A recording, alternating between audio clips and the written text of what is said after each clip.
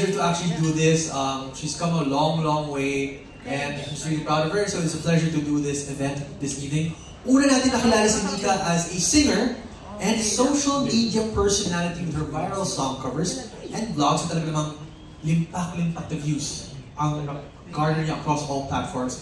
And then she joined GMA where she was co-managed by Agla Entertainment with Sparkle GMA Artist Center. And well, here we saw her act alongside multiple kapuso actors, di ba? And ilan sa mga teleserye the likes of Maging Sino Ka Man, Abot Kamay na Pangarap, and the most recent one where she played the role of Anaka in the primetime fantaserye Sangre.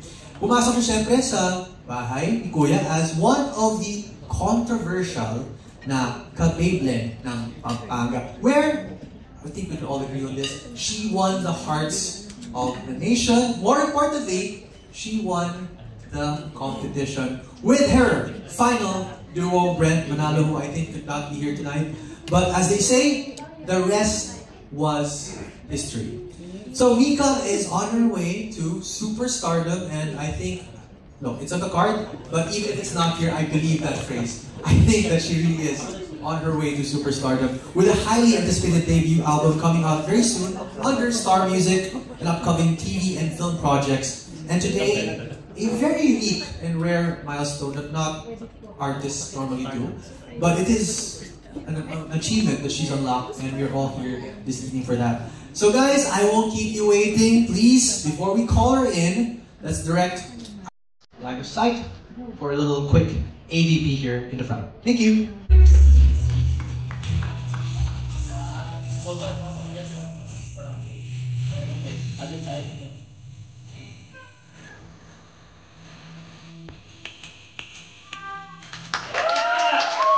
Once again, let's give a round of applause to Mika Salamanga, the author of the newest children's book titled Lipad. Mika, is there anything that you'd like to say to everyone in attendance of your book launch this evening at Citadines? Wow! Maraming salamat po sa pag-aabalang pumunta po dito sa book launch natin. Sobrang excited ko pong basahin sa inyo itong librong to. Laman po ito ng puso ko. Masasabi ko lang po, sabay-sabay po tayo lumipad din ng loob. Thank you so much, Mika. By the way, tingin ko lang to, Mika talagang dami, sobrang busy niya. I mean, from the magazine covers and the shoot. And by the way, she also, I think, really had her hands on organizing this evening's event. And I think we'll find out more why she chose these beautiful flowers here that might reflect her book. Yes. So we'll find out later. Alright, so thank you so much. And again, I think at this point, we're curious to know what Lipad is all about, ano yung inspiration behind it, kasi iisa-isayin natin yan ngayong gabi, syempre naman.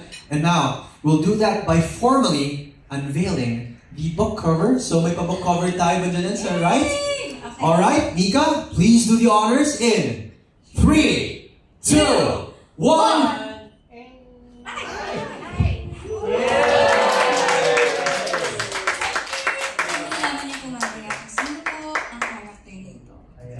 And ito na guys, the actual book of Lipad. Grabe naman ang book cover na to. I think we can talk about it more. But please, Mika, stand near to your book cover. And please, to all members of the press, take lots of photos of Mika with her really proud work of Lipad. Alright, dito muna tayo, Mika. To your left. Left muna tayo, Mika. There we go. Alright. And then let's look directly in front. Thank you so much. So that is a very unique milestone. Eh? Yes, Kuya. Mamaya po pag-uusapan natin. Sobrang passionate po ako sa pagkikwento about dito sa librong to. Hindi po ako makapaghintay. Sagutin ko ano man po yung mga tanong nyo. Thank you po sa pagpunta talaga. Thank you, Kuya May. Of course. Thank you, Mika.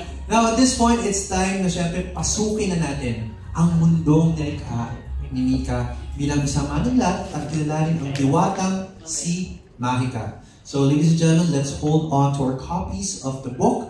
And of course, we have this amazing experience where sabay-sabay natin babasahin ang kwento sa mismong author na si Mika Salamanga.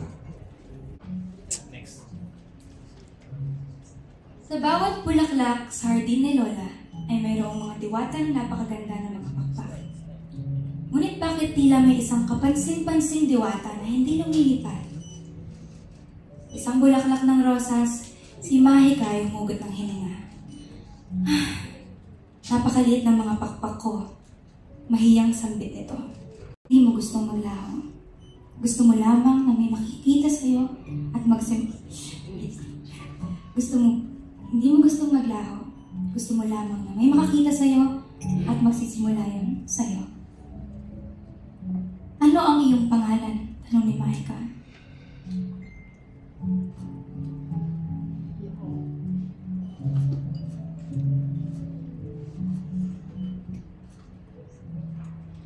Ako ang mas malakas na ikaw. Makikilala mo rin ako balang araw. Basta manatili ka sa paglipat.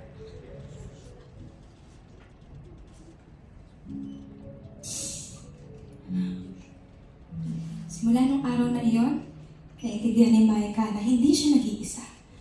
Malaya na siya nakakalipad sa hardin ni Lola. Kahit na siya may kakaibang mga pakpak, tanggap niya ito dahil alam niyang espesyal siya. Ladies and gentlemen, once again, a big round of applause.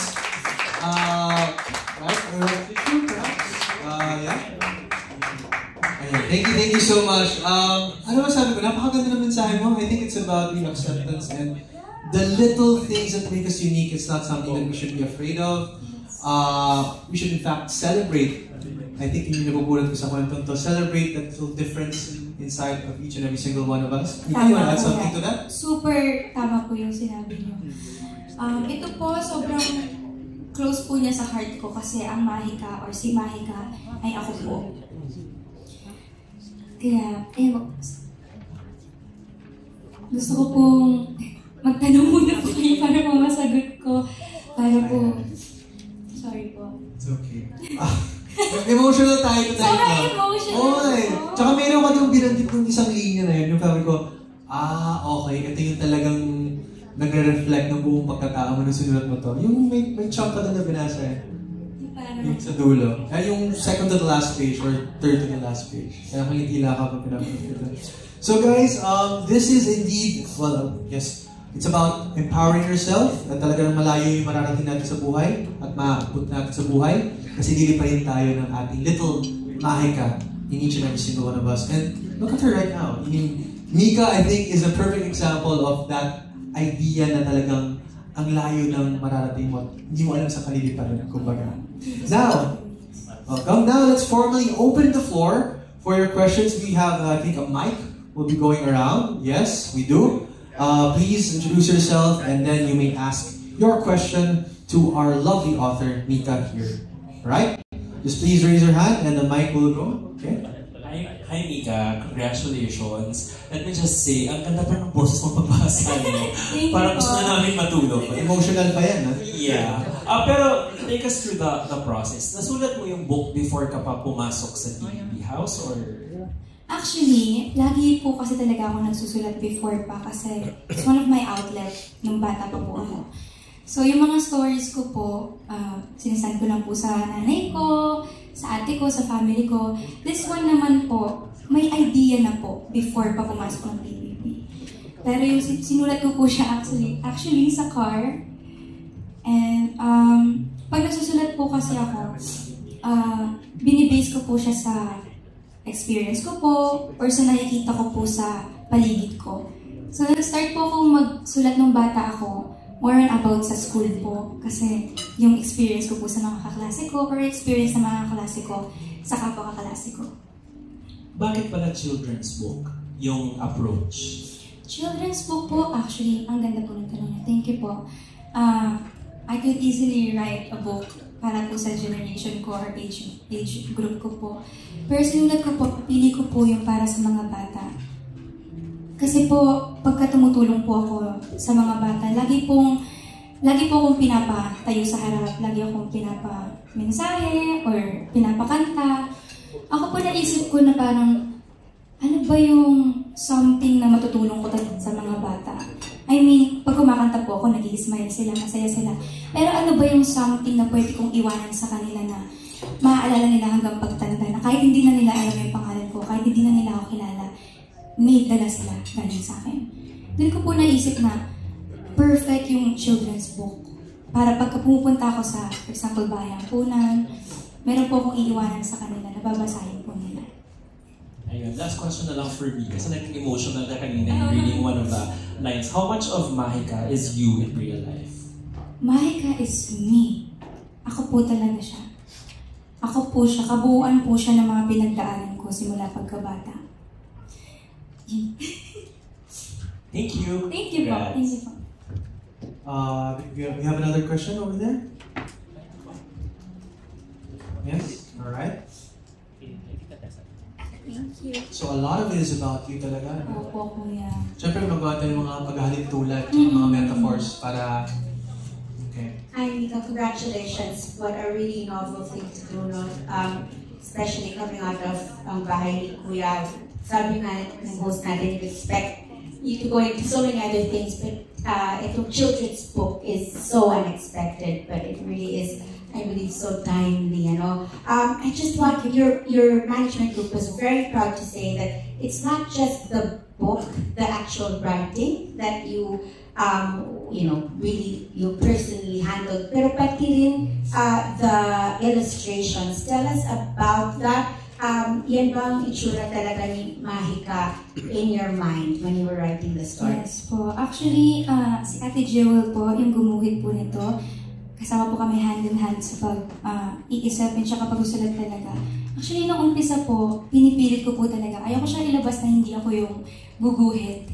Kasi sabi ko, may ini-envision ako. Meron akong gustong makita ng mga tao sa kanya, sa story ko. So ako, hindi ko siya kayang i-let go na hindi ako yung mag-drawing. Pero luckily, I met Ate Jewel. And same po kami ng talagang pag-iisip. Pinabasa ko muna po yung story sa kanya. And pareho po kami na na-envision. Then yun nga po, hand in hand po kami sa pag-guguhit po. So like you were saying, si Mahika, talagang ang insecurity niya were her wings, no? Like she said, maliit siya, she doesn't think maganda siya. When you were growing up, as you said, this is you and entire being, this is you. What were your insecurities growing up? Alam mo po, yung pakpak po, or yung insecurities po, isa lang po yan sa mga struggles na napagdaanan ko ng bata ako. Insecurities, isa po talaga yung height. Height, sa totoo lang po, sa appearance, yun lang naman po talaga. Yung pinaka-insecurity ko po is hindi kami magkakasama nun ng family ko. Lagi ko itong ina-answer sa interviews before, na parang, anong insecurities mo? Pag tinanong ako, sinasabi ko lagi, pag nakakakita ako ng pamilyang buo na magkakasama, nai-insecure ako kasi yung magulang ko nasa malayong lugar. And at what age or time in your life were you driven to the point na you said, sabi nga niya, gusto na lang niya parang maglaho, no? I mean, when we say that to disappear nowadays, when you say that, it's quite an alarming thing. But not to pry so much into what you've gone through. At what point in your life, yung naramdaman mo yung parte na yun? As early as 14 years old po ako na. Pero sa tulong din po katulad po ng nasa libro na to, sa tulong po ng mga tao nasa paligid ko, lumilipad pa rin po ako ngayon. Not to, syempre we'd like for people to read it, walang spoilers, no? Pero may tumulong sa kanya. That person is a representation of a lot of people. Yes, tama po. Thank you po. Representation po siya kasi po matanda na po siya, diba? So, lahat po ng pinagdaanan niya, lahat ng nalikom niyang tao sa buhay niya, lahat ng mga minahal niya, representation po siya nun. Last question. Do you realize that your book comes at a very important time in society? Because yung mga kabataan ngayon, we don't realize that they are going through so much and actually feel that way. Was this also part of the reason why kakalabas mo pa lang ng bahay ni Kuya, pwede ka pang mag-party at mag-celebrate, pero talagang sabi mo raw, this is really what you want to do straight out? This is a party for me, actually. And, yes po. Alam mo yung yes po. What's happening in society. Opo. Tsaka po ngayon, sa sa mundo ng social media, it's really easy to get lost. It's really easy to compare yourself to other people or sa mas may magandang pakpak sa'yo. Kaya din po siguro nagkaroon ako ng eagerness na piliin itong kwento na to na ibahagi sa mga kabataan. Kasi po, naniniwala ako na habang bata pa, mas mabuting makita nila na mahalaga sila, maganda sila na kahit na ano makita nila sa internet. Kasi inevitable po yung internet yung social media. Alam po natin yan na kahit na gano'n natin sila pigilan or takpan yung mata nila sa social media, aabot at aabot sila na makikita nila yung totoong mundo. So ngayon pa lang po, meron na tayong cellphone. Ito muna basahin natin. Mag-cellphone na kayo. Thank you and congratulations. I think this really sets you apart and no wonder you are the big winner. Such a lucky words. Thank you. Thank you. We have another question? Yes? Madam? Yeah, I want to echo yung sinabi ni Tessa. Tama naman. You deserve to be the big winner. So, maraming salamat sa librong to na napakaganda. I just want to know, sino yung una mong binasahan ng kwento ni Mahika? It's a very good question. Inaalala ko po ngayon. Una po, syempre yung mga kaibigan ko po. Ayun po yung mga kaibigan ko. Si Nagam, yan po si Namish. Yun po yung mga kaibigan ko. Una po sila sa mga nakabasa nito. Pero yung pinaka una nakabasa naman po, yung ate ko po. At pwede ikwento mo sa amin kung ano ang reaction niya. Masaya po siya kasi before pa actually ako, nasa US pa ako, doon pa ako talaga mas nag-i-stay. Sinasabi ko na sa kanila, gusto ko gumawa ng libro, gusto ko ibahagi. Kasi outlet ko po talaga yung pagsusulat, outlet ko yung pag-sketch, pag-paint. So sabi ko, gusto kong makita ng mundo yung outlet ko, makita nila yung puso at saka isip ko. Pero meron po kasing alam niyo po yun na parang may time po na gusto na po natin namin maglabas or magsulat, maglabas ng libro kasi nga po yun na din naman tumutulong kami, yun din naman po yung purpose. Pero there's something na parang hindi pa siya nililet ni Lord na mangyari. And ako ngayon, looking back, mas naiintindihan ko po ngayon kung bakit. Kasi siguro, yung platform ko before, hindi nasa maling angulo pa. Kumbaga, pag tinitignan ng tao, iba pa yung makikita nila. So ako, siguro pag nagsulat po ako before, tapos nilabas ko, baka pag tinignan ng tao, hindi nila ma-appreciate. Or hindi nila titignan sa kung paano nila dapat makita. Kaya din po siguro ngayon, ako pinahintilutan ng Panginoon malabas yung libro na to. Kasi mas marami pang may inspire. Totoo. And may we know kung kanino mo gustong i-dedicate itong libay. Ako po, gusto ko po itong i-dedicate sa lahat ng taong takot sumubok. Kasi po, it's really easy for us to cage ourselves because of our insecurities. Minsan po, or madalas, tayo mismo yung naglilimita sa sarili natin sa kung anong pwede nating marating o kung anong pwede nating makita sa mundo. Gusto ko po itong i-dedicate sa kanila na hindi po sila mag-isa. Huwag silang matakot lumipad kasi sa paglipad nila, never sila mag-iisa as long na meron silang sarili nila na collective history ng mga taong nakasama nila sa mundo. Support. So, naging emotional ka dun sa isang part. Pwede malaman kung when you met that fairy na sinabi mo nga na ako, ikaw, ako yung, kumbaga yung mamimit mo rin ako, diba? Ako yung malakas. Pwede pakikwento sa amin kung bakit doon sa particular part na yun, ikaw naging emotional na rin. Malaking parte din po siguro yung pagpapakilala ko sa mga tao during the time na nasa PBB ako. Kasi may line po dito na ako, ang mas malakas na ikaw, nakikilala mo rin ako balang araw.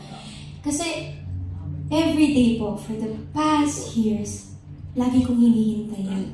Lagi kong hinihintay na makilala ako ng mga tao. Lagi kong hinihintay na malaman nila yung puso ko. Kaya din siguro po naging emotional ako sa part na to kasi yun, parang ang tagal ko pong hinintay na makita din po nila kung ano yung nakikita ng mga mahal ko sa buhay or mga nagmamahal sa akin. Kaya po siguro naging emotional po ako ng sobra. And ayun, tsaka isa din po is yung nasa isip ko na yung mga batang magbabasa nito, or yung mga taong may doubt sa sarili nila, baka hinihintay lang nila makilala yung sarili nila na mas stronger. Kaya po naiyak ako kasi nai-imagine ko sila. Nai-imagine ko yung dating ako na naghihintay lang sa kulay. Well, you can take this opportunity to reintroduce or introduce yourself. Pwede mong sabihin, today, right now, ako si Mika Salamanca. What do you want to tell your fans, kahit na sino, pati yung mga hindi naniniwala sa'yo? This is your chance. Ako si Mika Salamanca. Ito yung puso ko. Ito ako. Hindi ko po alam kung paano pa yun ipapaliwanag or paano ko siya papakita. Kasi hindi ko po siya kayang ipakita talaga na intentional. Kung ano po nakikita nyo, kung hindi nyo po tanggap or tanggap nyo, tanggap ko po yun. Thank you so much. Thank you so much, Mika.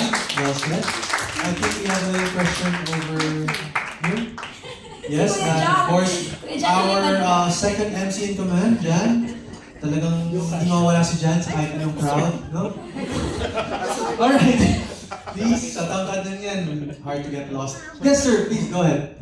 Hi, Mika. Nikki here from Manila Standard. First of all, congratulations. Obviously, you poured your heart and soul into this project. That's why you're very emotional talking about this one. Of course, beyond the lessons na nakapaloob sa libro, what was your vision in writing this book? And of course, ano yung, well, as a book itself, ano yung goal niya para sa mga readers? Ako po yung vision ko dito sa libro na to is ipamigay po siya sa mga bata talaga. At pag nabasa nila, kahit na saang season ng buhay nila, or na tayo, hindi lang po siya pang bata. Pwede po natin siyang basahin at may makukuha po tayo sa kanila. Depende po yung season ng buhay natin. At kung ano po yung mag-resonate sa atin sa moment na babasahin po natin siya. So, yes, it is a children's book and it's intended for children. Now, sinabi mo nga, for adults, ano naman yung lesson na tututunan nila dito kapag binasa nila yung libro? Ako po tulad ng sinabi ko kanina, yung insecurities po ng mga tao or yung takot nila sa kung ano mang bagay or umalis sa comfort zone nila, laging nandyan. Kasi po, naniniwala ako na the more na lumalaki ka, the more na meron ka na experience sa buhay, the more na may natututunan ka, the more na may pinagdadaanan ka. So kung ngayon nasa season ka ng buhay mo, na-lost ka, hindi lang siya pambata talaga. For example po, ako ngayon, lost ako. Pag binasa ko to, may makukuha po ako sa kanya. And do you see yourself writing more children's book in the future? And Yes. what kind of parang themes or topics or genres would you like to explore? Ako po, tulad din po ulit na sinabi ko kanina, pag nagsusulat po ako, kung ano po yung nakikita ko sa paligid, kung ano po yung nag-resonate sa akin, kung ano po yung na-experience ko, yun po yung sinusulat ko, yun po yung ginuguhit ko. So ako po, ina-expect ko po yung sarili ko na magsusulat din po talaga. Kasi hindi ko po siya nakikita as something na ilalabas ko lang ngayon. It's something na anak ko, puso ko, bibigay ko po lahat dito. Nakikita ko po yung sarili ko na bubuhet at susulat hanggat kaya ko. Last question na lang. I understand na bata ka pa, you started writing sa journal sa ganun and sending the letters to your mom. But when did you realize that you can actually write and tell stories through words? Pamilya ko po ang nagpa-realize po sa akin yan. Kasi before po, sobrang daldal ko. Like, sobrang annoying na po yung pagiging madaldal ko nung bata ako. Naalala ko po yung ate ko, lagi niya po sinasabi sa akin na, ba't may mga bagay ka na naaalala na hindi na namin naaalala? Kasi ganun po ako kadaldal, ganun ko po gustong maalala lahat ng bagay sa buhay ko. Lahat po sinusulat ko. Panaginip ko, nangyayari sa araw-araw, devotions, lahat po sinusulat ko. Kaya po, sila mismo po yung nagsabi sa akin na, artist ka. Ate ko po, pinaka-una nagtiwala sa akin. So that, congratulations and Thank good luck you to po. our go in the future. Thank you so much. Before we move on to our next question, let me ask you this. May kinalaman daw si Mika Liit sa pagsusulat mo at paggawa ng libro na to. Can you please talk about that to our media and press friends over here? Parang, nasagot na din doon kasi itong libro na to about sa akin siya, about sa batang ako siya, sa struggles niya before, isa sa mga struggles niya before ng bata. And may kaliit kasi same siya, same sila. Yung mga kumakalat po ng videos ko na kumakanta ng bata, pinapadala ko po yan sa nanay ko, pinapadala namin sa nanay ko na nasa abroad. Katulad po ng mga libro na to, katulad po ng mga guhit ko ng bata ako, pinapadala ko din po yun sa magulang ko. Kasi nga po, OFW siya. Thank you so much. And I think we have another question here. Yes, please, madam. Hi, Nika. Congratulations. This is Pauline Pascual from BD Tribune. So, kung meron man akong natandaang linya sa buong binasa mo kanina, Mahika ang pangalan niyo. So, feeling ko, kilala naman ng lahat ng kung ano yung mahika na gusto mong ipakita sa amin lahat ngayon. Gaya nga sinabi nila kanina, you deserve to be the big winner kasi you have a big heart. So, ang tanong ko sa'yo, kung meron ka mang gustong sabihin sa mahika na ikaw nung bata ka pa, ano yung mga gusto mong sabihin sa kanya, lalo ngayon na meron ka ng mahikang binibigay sa lahat ng tao ngayon, lalo na sa mga bata? Sa mga interview ko, lagi po akong tinatanong yan. And every time po, iba yung sagot ko. Kasi everyday, parang gusto kong mag-message sa kanya kasi sobrang proud ko po. Sa totoo lang. Kasi bago po ako maging fighter, bago po ako lumaban, bago po ako lumipad, siya po yung nag-aayos ng lahat. Siya po yung lumaban para sa akin. Wala po ako dito kung hindi siya lumaban ng bata siya. Sobrang proud ko. Kung magkakaroon ako ng message sa kanya is, just keep flying. Lipad ka lang ng lipad. Like, kahit na anong matanggap mo, lumipad ka. Kasi once na sobrang taas na ng lipad mo, kahit na anong ibato sa'yo, hindi naaabot. Hindi naaabot sa'yo. And stay grounded, kahit na lumilipad ka. Ano naman yung inaantay mo yung spotlight na kung kailan darating sa'yo, yung mga na nasa waiting game lalo ngayon? Para po sa akin na nasa waiting game. Tsaka sa iba rin na gusto mong sabihin na nasa waiting era nila. Tulad po nung sinabi ko din kay Mika, just keep on flying. It doesn't matter kung may nakakakita sa'yo. It doesn't matter if wala. It doesn't matter, for example, you have your craft, music man, arts, or anything, acting. Just keep on pouring your heart. Just keep on producing. Or pakita mo sa tao kung ano yung meron ka. Doesn't matter kung napapansin yan ngayon. One day, you just need to wait for your time. Isang time lang. And pag dumating yung time na yun, huwag mong bitawan at gamitin mo sa tamang paraan. Thank you so much and congratulations. Thank you po. Thank you so much. Now, before we proceed to the next question, my question to you, Nika, is, again, you have a lot of things going on, right? You took the time to write a book, to illustrate the book as well, to even lead the charge of creating this own media con, by the way, job well done. You have an upcoming song, I believe, yeah, Star Music, and you have lined up other projects as well. How are you able to manage your time? And you have photo shoots upcoming as well, right? How are you able to manage and actually pull off producing and creating this work of art? Paano mo siya ginawa? Week ba siya? Like once a week ba to? How is this? How did you pull it off? Sa time, actually, minsan ako din po nagugulat kung paano po ako lumilipad pa rin ngayon eh. Kasi ang galing ng Panginoon kasi binibigyan niya ako ng lakas para talaga magawa lahat ng trabaho na kailangan kong gawin. Ako po ang nasa isip ko lagi pag sobrang pagod ko na, or minsan, totoo lang, gusto ko na lang humilata kasi nga sobrang daming nangyayari, sobrang daming ginagawa. Pero lagi ko po iniisip, hindi yan laging nandyan. May time sa buhay mo na pinapanalangin mo, lumulod ka sa Panginoon na sana mabigyan ka ng ganito karaming trabaho. And now na nandito na siya, hindi ka pwedeng magreklamo kasi ito yung hiniling mo. Yun ang lagi ko sinasabi. And siguro po dahil din lagi kong, kahit po management, sila po super supportive dito sa bagay na to. Laging dapat malapit sa puso mo yung ginagawa mo sa kahit na anong bagay. And hindi po yung naging mahirap sa akin, Kuya Max, kasi tulad ng paggawa ng libro, pag-illustrate and everything, malapit sa puso ko yan. Pag-arte, malapit sa puso ko yan. Charity works, malapit sa puso ko yan. So everything na ginagawa ko, I make sure, even brands na tinatanggap ko, I make sure it's really close to my heart. Para pagka sa punto na ahabulin na ako ng pagod, masasabi ko, mahal ko yung ginagawa ko. And pag mahal mo yung isang bagay, hindi ka madaling mapagod. Thank you so much, Mika. And I think we can all agree, no? Yung amount of effort and time na talagang binigay niya sa paglikha ng libro to, mas lalo natin ma-appreciate to. Kasi with her busy schedule, she was able to publish a children's book. We have another question over there. Yes, madam? Go ahead, take it away. I'm Jade from Genius Online. So first of all, congratulations for your book and also for becoming the big winner of UDB. So my first question is, how did your past experiences shape the Mika Salamanca you are today, and how did it reflect in your book? Past experiences, everything. Sa lahat po na experience ko sa industry na to, struggle, sobrang daming dark times. Sa kaya din siguro, mas naging importante sa akin na unahin itong libro na to about mental health and sa kalagayan ng social media ngayon. Is because, yun nga po, sa mga pinagdaanan ko this past few years, sobrang laking bagay na naalagaan ko at naalagaan ng mga tao nasa paligid ko yung mental health.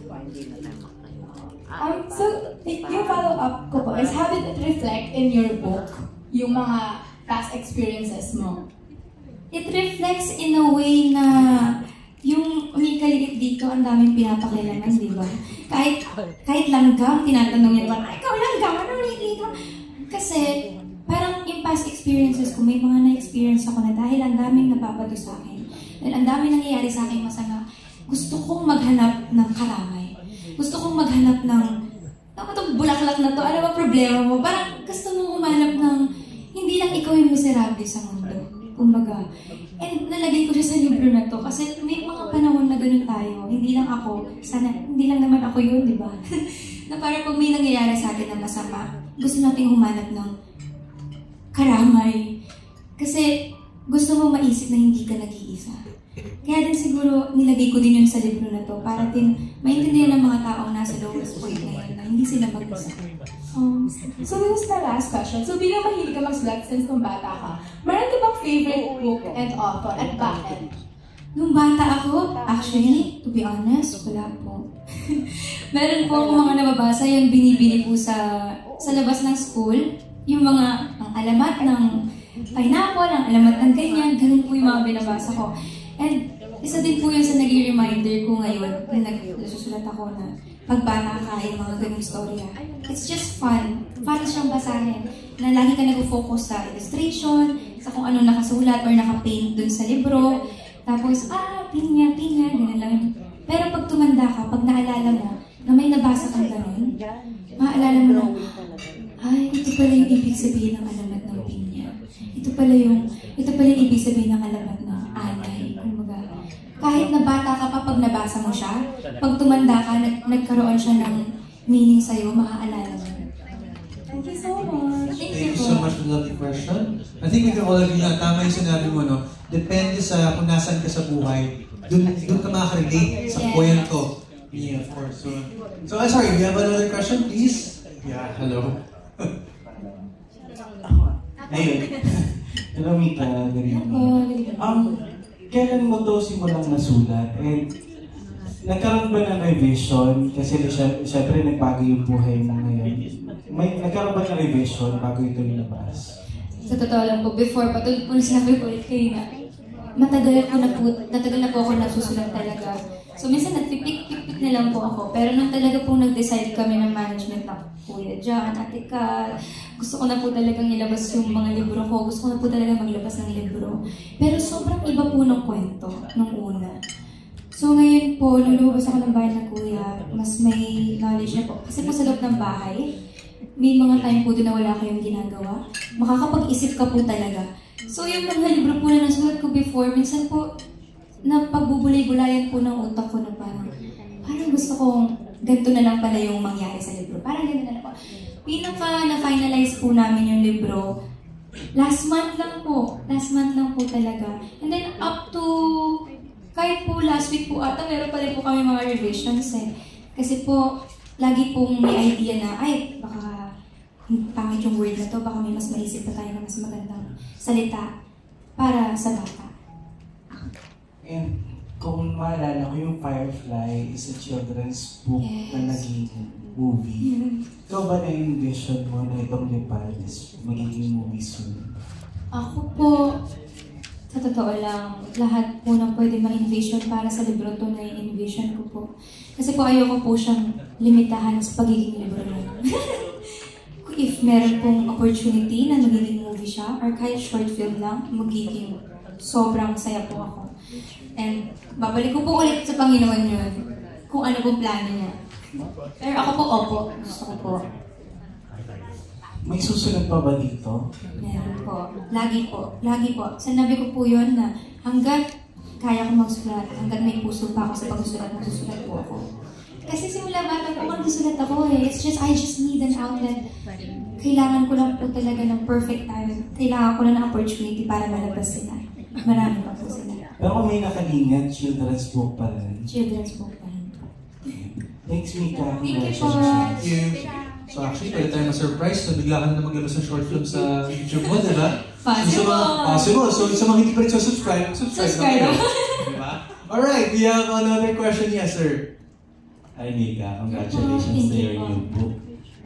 I'm Alan Sancon, Stars Photog, and Abante tonight. I just want to ask, I congratulate mo na sa pagkilala mo dito sa amin kay Mahika. Lately, pinakilala mo din sa amin si Thursday, di ba? Social media mo. Opo. Yan. Siyempre, tinatanong na ba sino naman yung susunod mong ipakilala? Kumbaga, this time, I just want to ask kung may naisulat ka rin ng libro tungkol dun sa loob ng bahay ni Kuya. Sa loob ng bahay ni Kuya. Sa loob po ng bahay ni Kuya, bawal pong magsulat. Wala po kaming lapis talaga, wala po kaming papel. Meron lang po kami pagpitas, so bawal po talaga magsulat. Pero meron po ako laging imagination, tulad po nung kanina, pag po wala kang ginagawa sa bahay ni Kuya, talagang para ka talaga mababaliw, wala kang ibang magagawa kundi mag-isip. Siguro para naisip ko na nga po yung future ko dun eh. So even po libro, nakakaisip din po ako. Even lyrics po ng mga kanta, nakakaisip din po ako. Saka, naalala namin parang dun sa social media mo, sinabi mong you have vision board, yes, diba? Isa rin ba ito sa vision board mo? Actually, hindi po. Glory to God, napakabuti ng Panginoon. Kasi kahit hindi ko po ito nasali sa vision board ko, binigay niya. Kasi po, inuuna ko po yung career, ay yung pagkakakilala po sa akin ng mga tao na umayos. Kasi sabi ko nga po, bago ko ilabas yung libro, kailangan maayos muna akong tao para sa tingin ng mga iba. So, inuuna ko po yun nilagay sa vision board ko. Hindi ko alam na may bonus si Lord. We're just curious dun sa vision board mo. Siguro parang malapit na matapos yung 2025. Marami pa bang hindi natutupad doon? At kumbaga, may pwede ka bang i-share sa amin kahit isa o dalawa na pwede mong magawa this year dun sa vision board mo na yan? Yung vision board ko po, napakasimple ng 2025.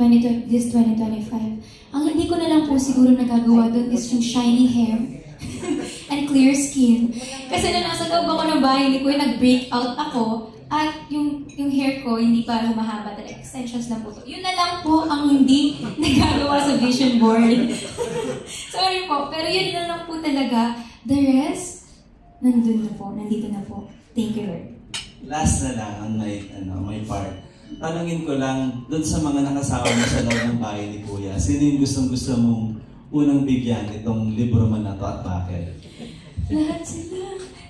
Pero pinakauna, shucks, baka may magtampo. Siyempre, si Brent po una kong bibigyan talaga. Bukod sa siya po yung duo ko, isa din po siya sa mga unang nakabasa ng libro ko to. Hindi ko po siya nilalabas na basa niya na and pinapakita ko po sa kanya illustration po. Lagi ko sinasabi, tingnan mo, cute ba? Aesthetic ba? Ito yung illustration, ganyan. Sabi ko, hindi ko masyadong yung kwento. Lagi ko. So siya po yung siguro una ko din. Anong comment niya? Sabi niya, alam niya naman po yan. Sabi niya, bro, ang ganda! Aesthetic! Pero sobrang supportive po yung sa libro na to. Pero congratulations. Sigurado maraming matutuwang bata pag binasa ng libro na to. Congratulations, Mika. Thank you. Go ahead, sir. Hello, magandang gabi, Mika. Robert from Manila. Hello po, sir. My first question, may rituals ka ba na ginagawa? Like, if you're writing a book, like kailangan feeling ko dapat 12 midnight and so on and so forth. Before po, nung bata ako, since ang bata ko pa po, nagsusulat na ako ng kung ano-ano.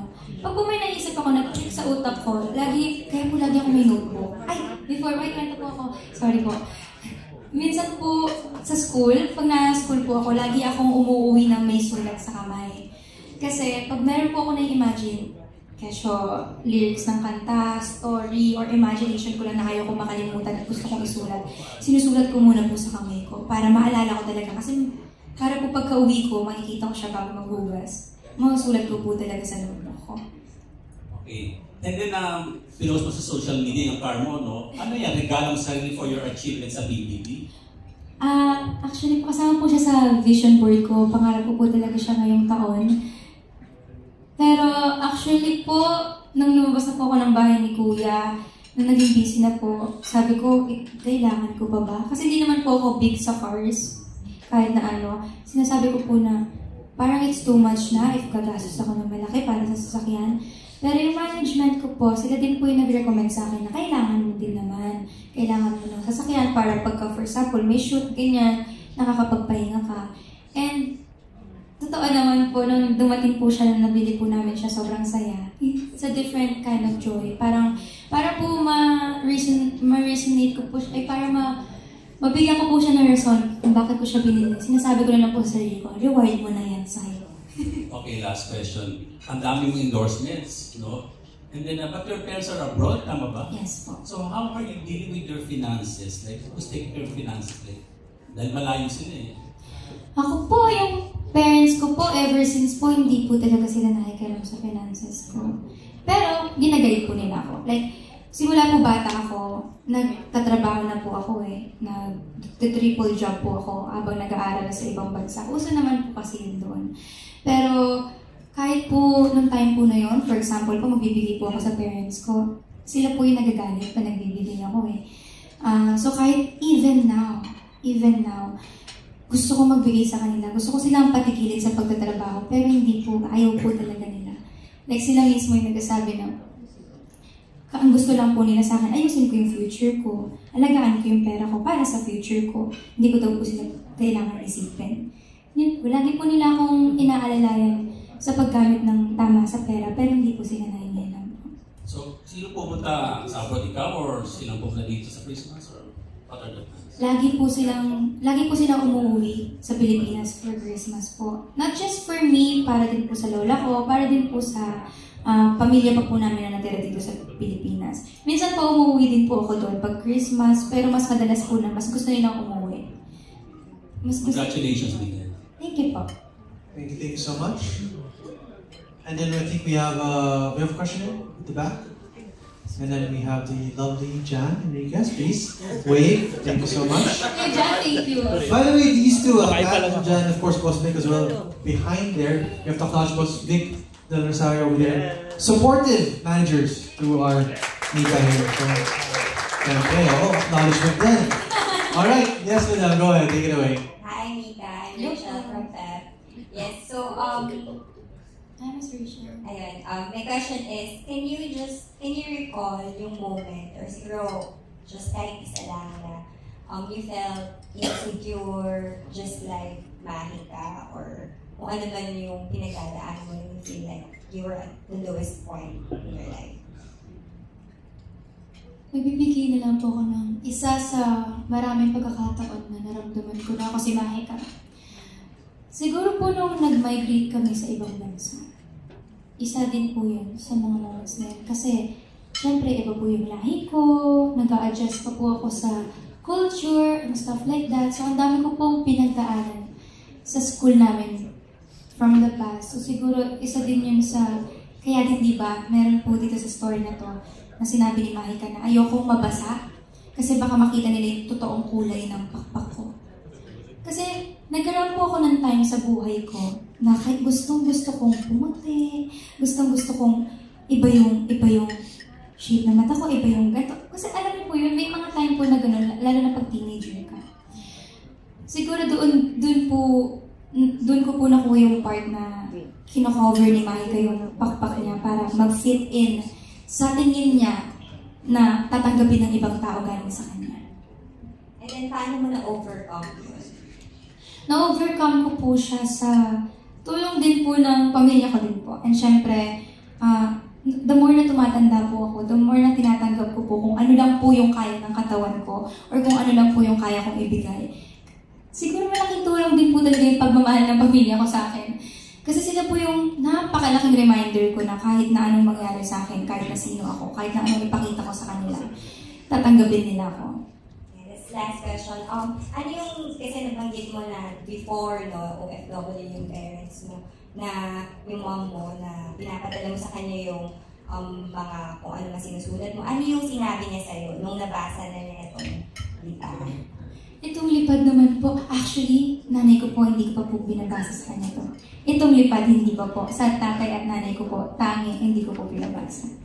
Kasi po, gusto ko din po silang ma-surprise. Oh my God. So, meron kang plan kung paano, kung kailan mo papabasa sa kanila tayo? Ang ate ko po ang magpapabasa sa kanila. Siya din po ang, nakakonsyaba ko na po siya. Bibidyohan niya. Kasi maghiwalay na po sila ng bahay nila. So, pupunta po niya sa bahay nila. Bibidyohan niya at papakita niya po yung actually itong event na to. Kanina pa nga po natatanong yung mom ko kung ano po yung ganap ko today. Kasi po every day, every morning magka-video call po kami ng family ko. Like, video call po talaga. Then lagi po nila tinatanong, anong ganap mo today? Anong gagawin mo today? And today po, hindi ako sumasagot. Today hindi po nila alam kung ano talagang mangyayari. Kaya excited po ako. Thank you. Thank you po. Alright, do we have a last couple of questions here? Anyone? Anyone? Yes, we have here in the front.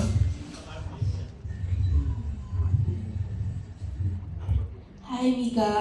Wait lang, sorry. Ayan. Congratulations sa book. Gusto ko lang i-dive in yung thought dun sa visuals niya kasi nag-illustrate ka din. Ikaw ba, how do you pick the colors you use and yung looks talaga ni Mahika? Ikaw ba talaga yun? Everything? Opo, parang may mga time po na, for example, kahit po yung pagkakulot niya, kinokorrect din po namin. Parang, for example, yung kulot, parang hindi naman ganyan yung imagine ko kay Mahika, parang hindi naman ganyan yung buhok niya before. So kahit kulot po ng buhok, pinapaayos po namin. Yung color naman po, pinik ko po kasi gusto ko po pagka nakita ng mga bata, maganda po sa mata. Kumbaga marami silang titignan, hindi lang yung mismong character po. And nilagyan ko din po ng color yung tatlong magkakapatid. Kasi po, kami po magkakapatid yan. When I see blue, I remember my brother. And pag nakikita ko naman po yung red, I remember my sister. Iyak na naman ako. And when I see yellow, naalala ko po yung sarili ko. Kasi yung sister ko po yung lagi nagsasabi na yung favorite flower niya is sunflower. And lagi niya po sinasabi na sunflower niya ako. So yung color po nun is yellow. So dun ko po kinuha yung color niya. Yung red naman po kasi yung ate ko, halos siya po yung laman ng puso ko. And then blue naman po yung sa kuya ko kasi every time na may tears of joy ako, for some reason, siya po lagi yung nakaalala ko. Kaya po yun po yung mga color representation po ng kanta. Big hugs. Sorry po. My next question is, gusto ko si Shah ngayon na, as an author na, if ever you will be adding a very, very special line na hindi kasama sa book right now or re-editing something from the book, ano yun and bakit? Parang nalagay ko na po lahat. Ito yung puso ko. Sa gusto ko sabihin para sa libro na to. Ano pa ba? Siguro gusto ko pang sabihin mula sa puso ko na wala sa libro na to is huwag kang magmadali. Maglalakad siya, naglalakad si Mahika dito. Huwag kang magmadali. Pupunta ka sa tuktok. Sa paglalakad mo, marami kang makikitang tao, marami kang makikita, marami kang matututunan. Huwag kang magmadali. Dahil mabilis ang mundo. Mabilis, pag napunta ka sa gusto mong puntahan, magugulat ka. Ang bilis, yung lahat ng memory na pinagdaanan mo, sana ninamnam mo. Kaya ang masasabi ko lang, kahit nasa pang parte ng buhay mo ngayon, huwag kang magmadali. Thank you, Mika, and congratulations. Thank you so much, Mika. It is your pleasure to compose yourself. And I believe we have our last question for the evening. evening. Hi, Mika. Yes, sir. Go ahead. Take it away. I'm John Buena from Kumako.com. First of all, congratulations on the book. Let me just, because I've been thinking earlier about who the audience that you're targeting for this particular book. If it's too young, parang it's gonna be a little hard for them to make an emotional attachment to the material, but you have another audience which is like yung mga younger kids, no, that are pretty much like before teenagers, yung parang ganun yung material mo. Would that be detrimental to what you're thinking about the book na maging? Tulad po ng sinabi ko po kanina, hindi lang po yun nga po, depende po kung nasan kayong age group niyo siya babasahin. Tulad po ako, nung bata ako, yung alamat ng first hanggang pinya. Nung binasa ko po siya nung bata ako, iba po yung na-resonate sa akin ng panahon na yun. So, nung teenager po ako, pag binasa ko yun, iba din po yung makukuha ko galing sa libro na yun. And yun din po yung nakikita ko dito. And syempre po, pag nasa, for example, charity work ako, babasahin ko to sa mga bata. Hindi ko po siya i-explain in a way na ina-explain ko po siya ngayon sa inyo.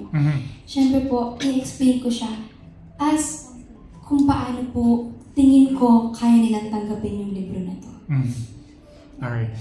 Aside from that, yung mga fans mo are waiting for a message. What would your message for them would be? Surprise! Kasi hindi din po nila to alam. Yeah. Wala po silang alam about sa libro na to. And ako po, isa din po sila sa gusto kong makabasa din po ng libro na to. Yes. Although, fun fact, ito pong libro na to, hindi po talaga namin siya una balak ibenta talaga. Yes. It's something na pag pumunta po ako sa charity works namin, libre ko po siya nabibigay sa mga bata.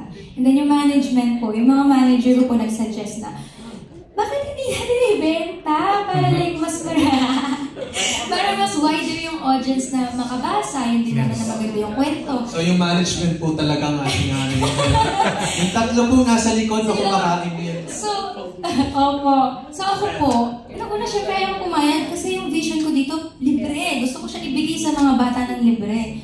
So ako, nagkaroon po ng condition sa kanila. Sabi ko, pero ang condition ko, lahat na makukuha natin sa librong ito, charity pa rin.